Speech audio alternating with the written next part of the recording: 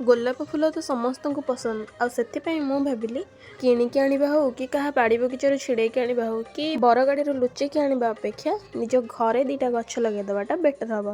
ସେଥିପାଇଁ ଆଜି ମୁଁ ଦୁଇଟା ଗୋଲାପ ଗଛ ଆଣିଥିଲି ଲଗାଇବା ପାଇଁକି।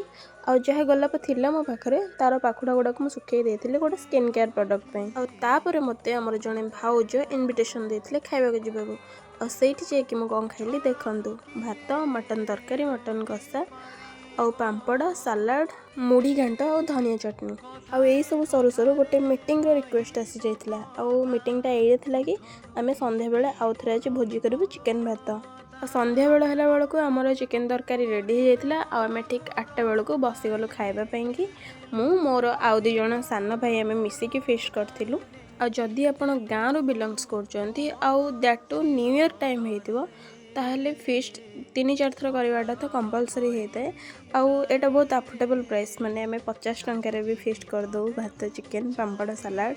ଯଦି ଆମମାନଙ୍କ ଫିଷ୍ଟ ଆପଣଙ୍କୁ ଭଲ ଲାଗିଥାଏ ତାହେଲେ ଆପଣମାନେ ବି ଆମ ସହିତ ଜଏନ୍ କରିପାରିବେ। ସେଥିପାଇଁ କି ମାତ୍ର 50 ଟଙ୍କା ଦରକାର। ଆଉ ଯଦି ମୋ ଭିଡ଼ିଓଟି ଭଲ ଲାଗିଥାଏ ତାହେଲେ ଲାଇକ୍ ଆଉ ସବସ୍କ୍ରାଇବ୍ କରିବେ।